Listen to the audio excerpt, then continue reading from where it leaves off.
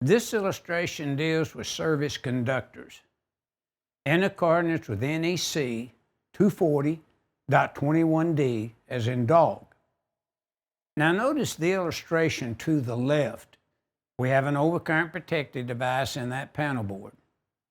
It meets 230.91 and 240.21d, as in dog.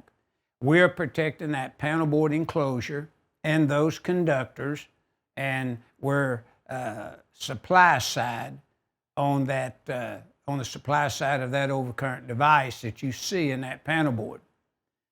So those conductors ahead of that overcurrent device in the main panel board there are service conductors. They have to meet Article 230 as well. Now, notice we have a fusible disconnect located either outside on the building, somewhere ahead of the panel board to your right. So the service actually is at the fusible disconnect, and that's a feeder now going in to feed that sub panel. And then notice you wouldn't, if it's in the same building, for example, and your disconnect's on the outside underneath the meter, you don't need a main at the panel board that you see to the right.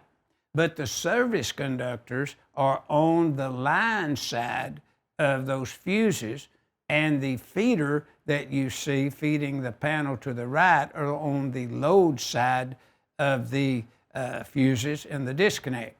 So what this 240.21d is illustrating to you is what is considered service conductors and what is considered feeder conductors in accordance with this figure 9-29.